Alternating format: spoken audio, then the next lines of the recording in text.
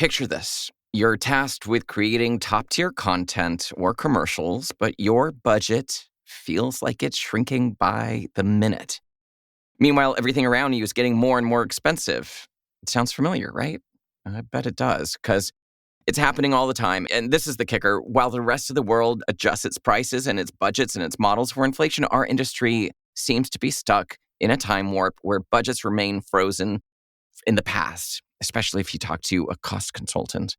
It's a perplexing paradox that leaves us trying to figure out why. What's going on? Why can't our prices go up? Why can't our budgets go up and reflect the realities of what things cost? You're listening to Producers Happy Hour, and today we're diving deep into this very question with Managing Director and co-founder of Rakish, Preston Garrett. So grab your cocktail, settle in, and let's unravel this mystery together.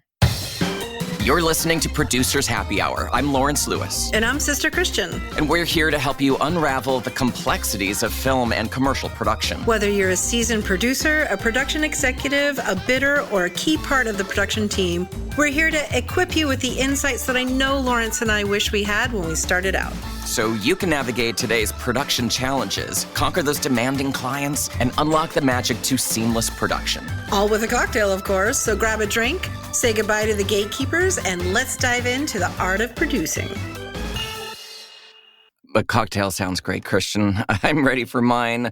How are you? What are you doing? I am fantastic. I just was on a large travel job, and it concluded nicely. Well, that's better than the opposite.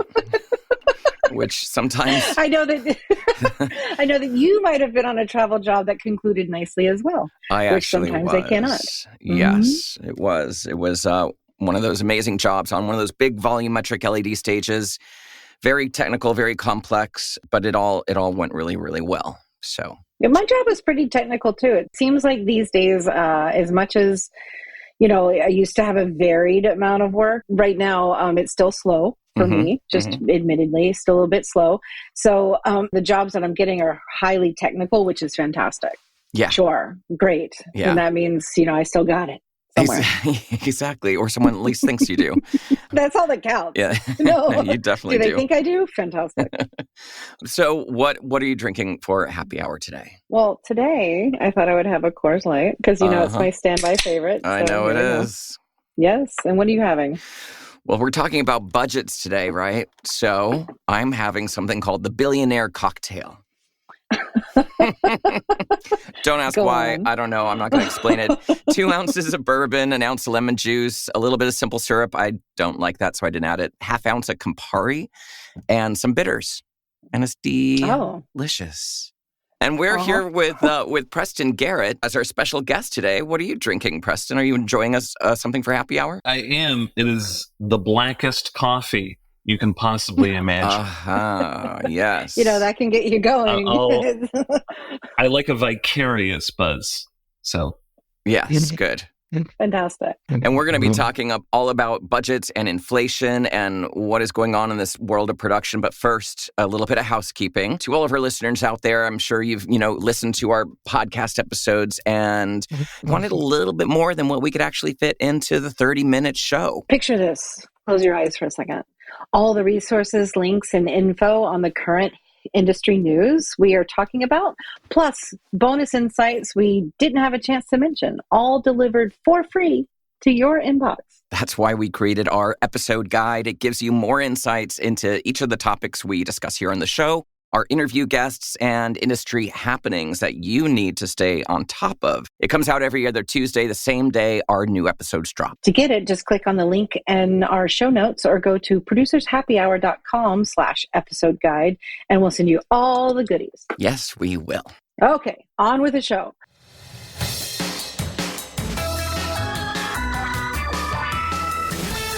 Preston Garrett is the managing director and co-founder of Rakish, a boutique live-action production company. Commercials, branded content, and IP development are the foundational targets of the Rakish business model. Preston began his career in advertising, embedded in creative development, concepting treatments with directors for form, and after freelancing and writing and producing for various platforms, he spent time at Green Dot Films and The Sweet Shop, eventually becoming an executive producer at Tool of North America, where he worked with leading agencies and brands on on content production for various platforms before co-founding Rakish with Mark Forrester. Welcome to the show. Thanks so much for having me. Set the stage here, right? Can you give us a little bit of insight from your POV of being behind the helm of a company into how the production landscape has evolved over the years, especially in terms of budget constraints and the overall picture of live action production? It's easy to grossly generalize that budgets are getting worse and worse based on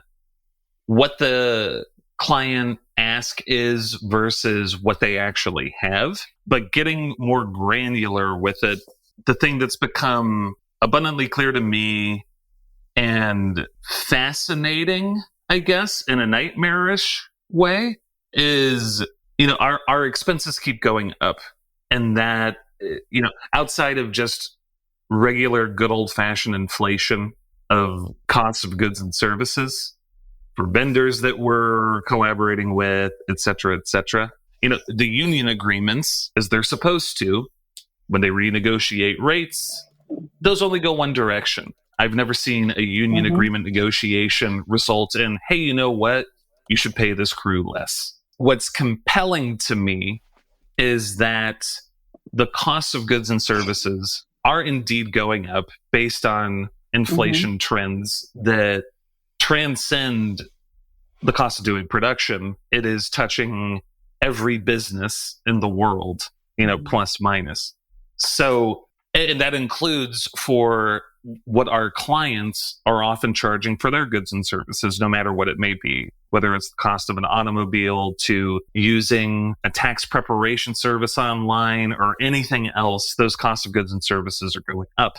So where the nightmare fantasy comes from is, why is the expectation of clients so incongruent with the realities that we're facing along with every other sphere of business out there? So the expectation is going up that we should be able to do things for less. I think if you talk with certain heads of productions of agencies, they're feeling a similar frustration. Recently, when I've actually sat down with some of those people, they are, to their credit, they have the same frustration we do, because they know what they're doing and they know that things aren't getting cheaper. However, there is a gross misunderstanding that it's getting cheaper to do production at, say, a broadcast level. There is a kind of collective hot take by clients that when they see YouTube and they see high production value, that, well, that was done on a shoestring. It's one thing if the client goes all in on a direction that embraces, limited production value that looks good on YouTube or another platform that. That's fine. However, that kind of sensibility is most often being carried over to, well, we still want broadcast Super Bowl ready content, yet why can't it cost as little as YouTube? And I think with our agency brother and sisters, we are trying to tell them, actually, no, that's not how it works. And the inflation that you felt is, goes into the production side too. There's a lack of understanding that at times, this is kind of a cynical point of view, but at times feels willful. I don't necessarily think it's willful across the board. I think, look, our clients don't produce stuff in the trenches. They write the checks. And so, but especially as clients and brands, this trend's been going on for years now, incept their own production arms within their corporate infrastructure, you would think that there would be a better understanding of this. However, it's just not happening. So I do find myself often looking for the nearest pillow scream into about Well, the issue. it's as if every single time I start a job or speak to an agency that I'm explaining the same thing over and over. So it sounds like you've got that frustration too. Like, not only are you guys experiencing it in your own arm, meaning the agency, you know that we're experiencing it as well. So why do I have to tell you every time that this is what's happening? I mean, it's interesting because I'm having the same conversations with cost consultants that I did 15, 20 years ago. I'm getting pushback on like, oh, the last job did it for $200 less per person. I was like, well, what was the creative on that? What was the concept on that? What kind of camera were you using? What were the deliverables? So yeah, maybe you did get it for cheap. Where were you filming? Were you filming somewhere else in the country? So maybe, yes, you were able to do that for less expensive, but this isn't all apples. We're comparing the end result of the creative is still important to understand how you got there. It's insane. I know that anytime I'm budgeting a job and they do expect the quality of, the top of the line camera and the top of the line crew and lighting and all of these things, they want to pay the bottom of the line prices. I've often thought that the model needs to switch to, hey, we have $200,000 to spend. Can you write a treatment for that? Versus going out there, having this concept, writing these treatments that for $400,000 jobs, but then them coming back and saying, great, can you do it for 120? Like, that's just every conversation that we have. And the expectations are so unrealistic because the agency is afraid to talk to their client about what they can afford. Totally. To be fair to the agencies, often when they come with the 200 grand ask or whatever number it is, and they ask for the treatment around that, and then they walk it back to, actually, can you do it for 150? They are fielding that chaos in real time. It's not a manipulation game. Because that's what we all think. The people who don't work at the production companies are thinking like, what the fuck? This is a tactic, because we see it every job. Look, I can't speak for every agency under the sun. Benefit of the doubt, I think less than more are using it as a tactic.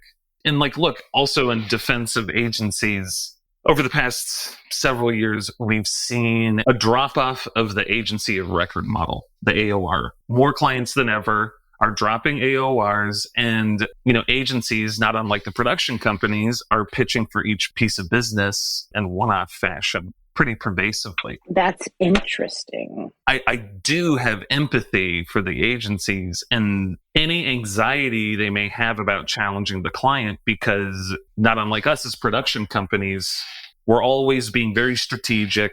If we're doing our jobs well, being super strategic about what overages we actually put in front of an agency. I've been doing it long enough to just know a smooth production is the best production. If that makes it a little more over, then it's totally worth it. Whenever I work with streaming services and networks, because I do a lot of that work too, they will come and they'll give us their budget, and then we'll pitch 10 different things to them, and then they'll pick one, and that's what we have. You know what I mean? Like, everything we pitch is within the amount of budget that they have.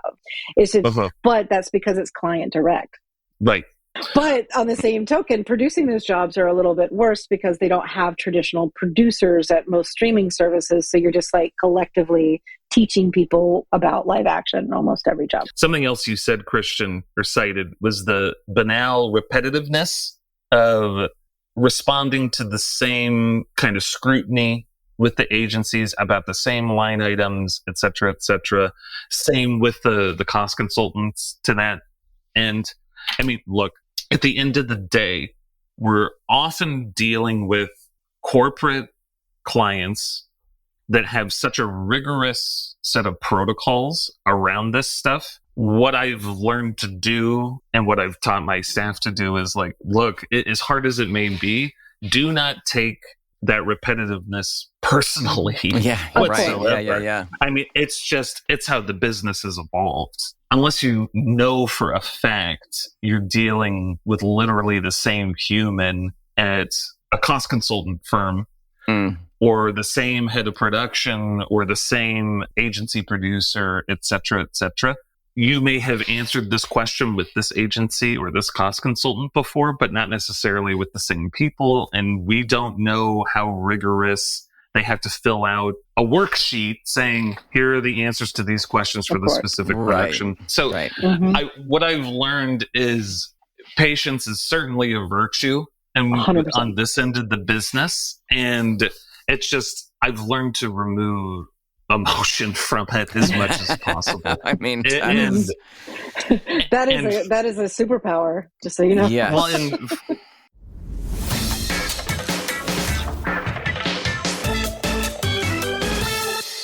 Have you ever wanted to take your commercial film production skills to the next level? I always do.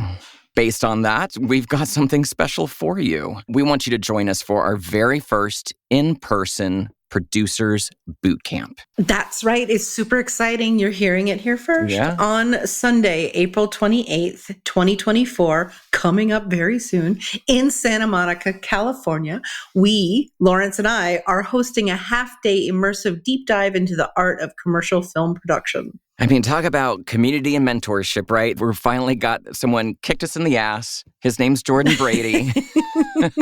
And he's like, just fucking do it. So we're doing it. We're going to be in person, and we're going to import all of our knowledge into your brains. Limited spots are available just to make sure that everyone gets personalized attention.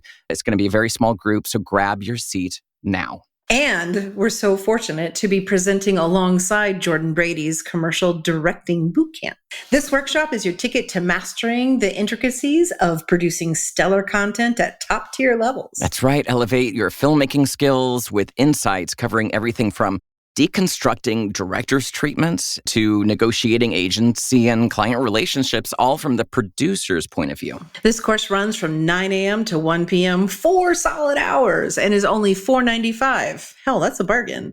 Plus, it's the day after Jordan Brady's Director's Bootcamp, so you can make it a weekend of learning and growth. And as a special bonus, we're offering a $100 discount to everyone who is participating in Jordan Brady's Commercial Directing Bootcamp. Head over to producershappyhour.com/bootcamp to secure your spot today. And that's kind of what I wanted to get to, is talking about cost consultants, because, you know, Christian and I, we just both went through rounds of cost consultants on our last jobs, and their numbers that they are putting forward are so old. Stale numbers, I would say. And I know the game with the cost consultants, you know, you got to give a little, and then you got to take a little, you got to say no to some stuff, and you got to take a few hits. And where do you see the line is to be drawn? Because, you know, sure, we can say, we're going to educate you on what it actually costs these days to do these things that used to be these numbers that you're telling me, but no longer are. But where does that really go from there? Does that get absorbed into their next round of cost controlling? Is it a futile effort? Is it something we all should be taking a stance on and educating them? Like, no, a camera package is no longer $3,500 a day, or my God, whatever. You know, a motorhome is no longer $1,000. You know, it's like, where do we draw the line there? As far as individual line items, sometimes the nature of the notes are more, this feels too high, and it's pretty broad.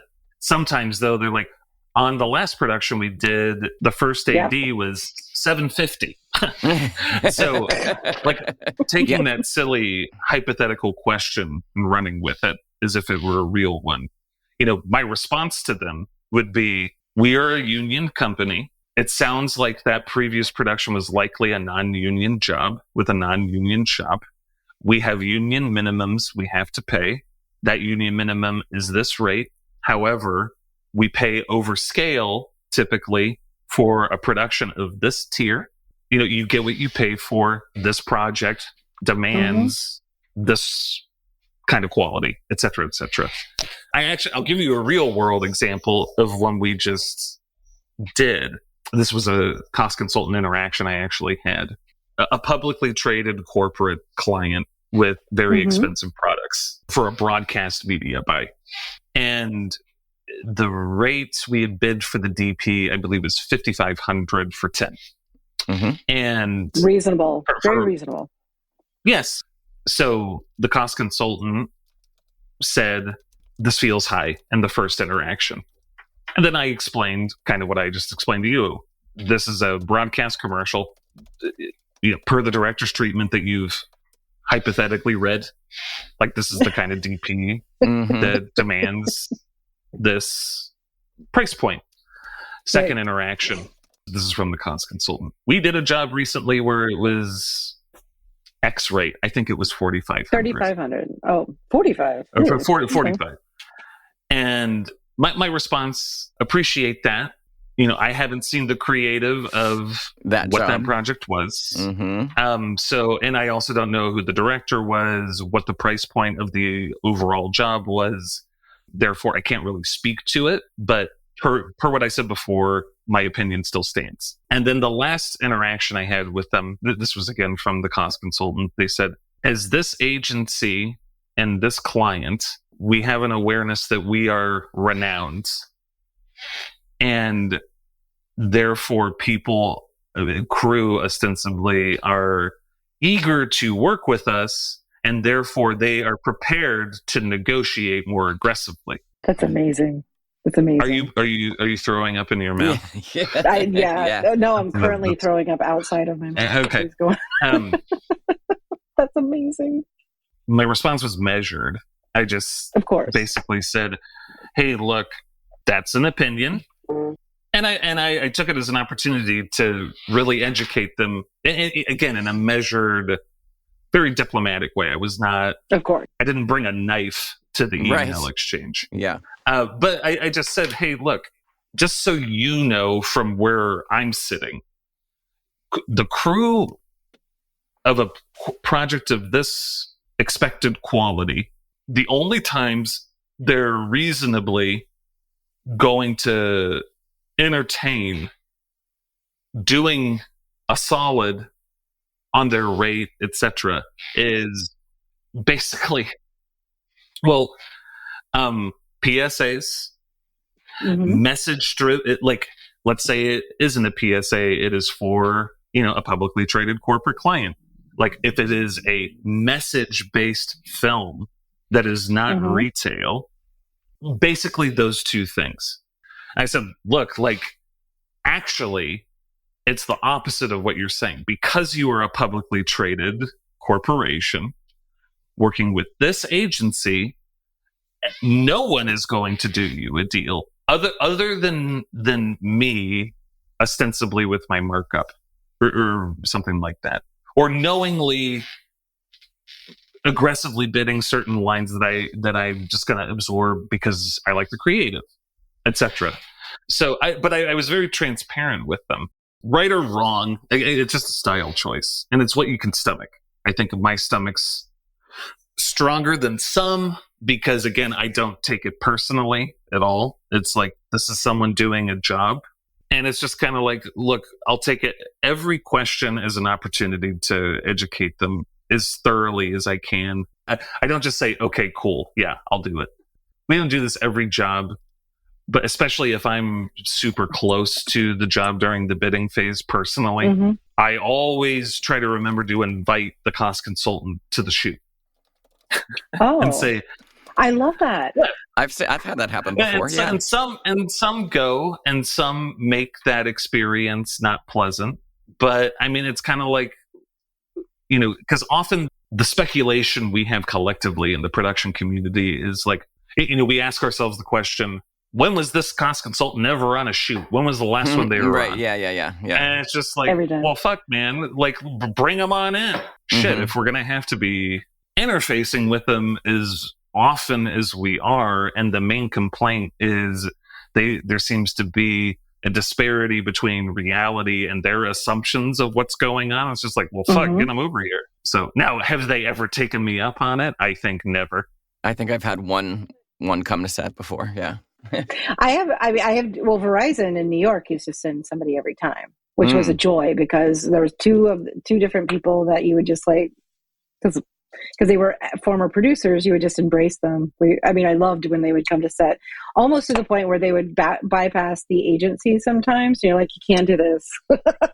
So that was a joy because they knew what they were doing. So when you get to know, one of my tactics with cost consultants is to get on their human level with them. And you're right, like this is always a time to try to educate in a threatening, non-defensive way. Just, like, okay, I understand that that's what you've seen, but this is what we experience, right? And so inviting them to set, though, makes them feel as though they have an opportunity to do more than just look at the papers. And I love that. Totally. It's impossible not to pair the idea of combativeness with these money struggles we're facing. Yes. And it's easy, again, to become cynical and stew about it and all that. And like, it is woo-woo as it sounds, as my wife would say. It's kind of like everyone needs to take a breath, eagerness to collaborate smoothly and to approach things diplomatically. That is the beat of my drum. Yeah. The best way we can do our jobs is transparently. And I agree. Agencies are eager on the back ends of our jobs to tell us where they felt we underperformed. Feedback? More often than not. Yes. Thank you. There's a good word. I don't shy from telling the agency, hey, here's where we feel you could have done some things better with us. It is hard not to feel like production is the one party expected to be a punching bag. Right. Yeah. Always. I guess that's part of the markup we make. Well, so that kind of brings me around to, we talked a lot about cost consultants, but there's also this relationship with the agencies, and those relationships are so important. It's a relationship business, right? So, you could make an amazing film and do it for whatever budget they want, but if they had a bad experience overall, they probably won't return. So, looking at your website, rakish.us, your work on here is beautiful and, cinematic and storytelling. And it's you can tell that there is a lot of attention to detail and a finesse of what you guys are putting out. Is there, or where is there a line when you're engaging with an ad agency and the numbers just aren't there to make something of the level you want to be making? Because it's like, okay, yeah, sure, we can take this subpar budget and we can put this thing out and maybe it's just for YouTube, so it's not going to be high quality, blah, blah, blah. But then as a production company, you want to kind of filter some of that out. And you also want to have these good relationships with ad agencies. And if it's going to be, these numbers look like it's a shit show, shoot, do we really want to give that experience to an agency? Is there a line somewhere that you hold personally, or does Rakish hold on some sort of quality control when looking at numbers? It's impossible not to go back to what I was saying about transparency. If, say, we get in a script and we love it, yet the budget they've given us feels far away from what they've ideated, the transparency starts internally, amongst me, my team, the staff, and then the director, where, we will hunker down and just talk about, like, here's the possibility if we don't think about the budget, but then here's the realities based on the budget. What can we do? And is it something worth doing? But we try not to think out loud about it in front of the agency. We talk about it internally first. And if me, the staff, and the director come to a conclusion where it's like, well, if we can do this, which is close-ish to the price point, and it's close-ish enough to what they've written down, if the agency's receptive to this approach, then we'll pitch it. Then I will tell the agency, like, look, $1 million idea on a PBR budget. Mm-hmm. We'll just be very real with them. And then, project to project, agency to agency, temperature of the room from temperature of the room. Mm-hmm. We've had agencies very graciously say, oh my God, this is great to hear. We're so self-aware already that what we've written probably doesn't line up with the budget. We want to hear more. And then, we book the job or not based on that pitch. Sometimes the response will be, well, over here at company XYZ, they said they could do this. And, my response is usually like, well, great. Like, you sound like you're all set. I don't know how, I don't know how they're getting there. Right. Yeah. But if you wish to hear from us about this opportunity, this is somewhat the direction we're going to go. And if that sounds cool to you, let's get on the Zoom. If it doesn't, then, best of luck. So as far answering your question, it is project to project, but we're never going to put a budget and a pitch together that don't work. The budget's there for a reason. It's there to be spent. If you come in under, awesome. I'm not going to tell you to come in under.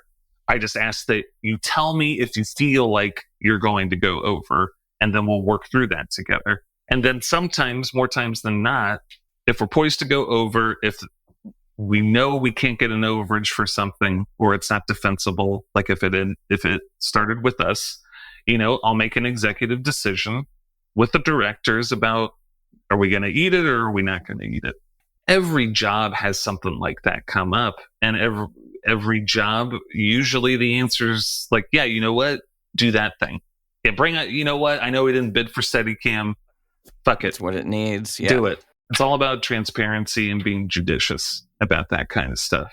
And creating partnerships, like you said, at the beginning of this chat, you feel like you're partners with the ad agency. And if you go into it with that kind of mindset, it removes any of that, friction. But the same way as you would be partners to your line producer or your director in saying, okay, hey, here's problem X. How do we want to handle it? And it's not a situation where that I've been in, even recently, where I potentially am being brought on to line produce a job, and there's an expectation of a certain number I need to be under. And I typically don't try not to take those jobs because there's a misstep between what's the intention of this job. Are we here to make something, be a partner with the agency and do something exceptional, or are we just here to make money? Which is not what the ad agency and client, who I'm the one in the room with at the end of the day, trying to figure out how to execute what they want to execute. Well, then there's a different agenda. Totally. I mean, look, there are, of course, jobs that you do for the money. And typically, if we, the production company and the director, are doing it for the money, that's a good litmus test for the agency's probably doing it for the money also. True. And look, have I ever booked a job and said, it would be cool if we came in under? Of course. But that's usually when I know for a fact that the budget is healthy, which, I can count on one hand with multiple fingers cut off how often that happens a year anymore. So my proprietary style is I say it would be cool if. It's not a firm mandate, of course. Because that's weird. It is. And also, I've been in the position, too, where on the back end of a job, you get the actual, and it's like, holy moly, I can't believe we came in that under. How awesome. Yet then I see the final spots, and I say, yeah, it feels like we came in that under. Yeah. I would rather go over budget on a job and be like, holy shit, how awesome did that turn out? As opposed to, hey, we just made a shit ton of money. We have beer money for the next year. And then be like, well, it was doesn't okay. go on the site. Especially if it had the capacity to be great. Amazing. Yeah. So, where do we go from here? I mean, transparency, partnership, these are all the things I'm picking up from our conversation. But where do you see the industry going? I mean, it's so fractured and, especially with, like you said, the agency of record kind of not really existing and projects are one-offs, and creating that kind of relationships with agencies is still so important, but they're juggling a million things, especially with social media and content and whatnot, which we'll talk about in another episode. But where do you see things going in terms of inflation, budgets, and this tenuous relationship between money and creativity? I think it's going to get worse before it gets better, as far as that disparity between client expectation and what we can actually do for certain price points. Mm-hmm. I think if you're going to work in this industry, I think everyone, again, should just take a breath, probably pop a Coors, and just kind of get into a mindset of acceptance, a call to action to the production community to bid what things should cost, and make the reco decision about the creative as much as possible. Philosophically, that's what I would love to do. I think the more we do that and there's more consistency across how we bid things. Now, it's one thing if director A bids one approach and director B bids something completely different, and it is apples and oranges, that's fine. But if everyone's bidding to shoot a watermelon with Gallagher bringing a hammer down on it against a white psych, like those budgets I would should watch look the the shit same. out of that. If you need a producer for that, I'm in. No, but I mean, like, outside of the director's fees, plus minus, those budgets should be, within 10 grand of each other, depending on where you're shooting it. More consistency, because I do think, in defense of production companies, that their strategy is to buy the job, as we like to say. But I think that's a short-term gain. It is not a long-term gain. Long-term, the way we impact not any seismic change, but at least the needle moving in the right direction to get us close to stabilizing the expectation. Be a united front as much as you can with bidding things how they should be bid, and having the wherewithal and the poise to engage agencies, cost consultants, clients when you have the opportunity to again, constructively educate. Yeah. If you take the right tone, which usually is no tone, Right. People are eager to learn. This is our philosophy by and large at Rakish, and we've done well by it. So I think it's kind of this simple. Yeah, it is. And it's the people it comes from and the honesty behind it that matters. So take that for what it's worth. Preston, thank you so much for spending this time with us. And this has been amazing. Diving deep into, what is happening in our production little landscape. Yeah, no, thanks so much. I appreciate you having me on. Yeah, and if people want to get a hold of you, what's the best way for them to do that? Rakish website. That's rakish.us. Amazing. Thank you so much for spending happy hour with us, Sister Christian. How about you? Well, if people want me, they can get me at sisterchristianproduces.com. And Lawrence, if they want you, how can they get you? LawrenceTLewis.com. See y'all next time. Awesome. Thanks for joining Producers Happy Hour. If you got value from this episode, please don't keep it to yourself. Spread the love by rating and reviewing us on Apple Podcasts. And let's be honest, we wouldn't have the show without you. Your feedback helps us to keep making this amazing content. This show is brought to you by our editor, Bren Russell at podlad.com. And Christopher Daniels, who is our branding expert and one fabulous treatment designer. So until next time, always remember, making is hard.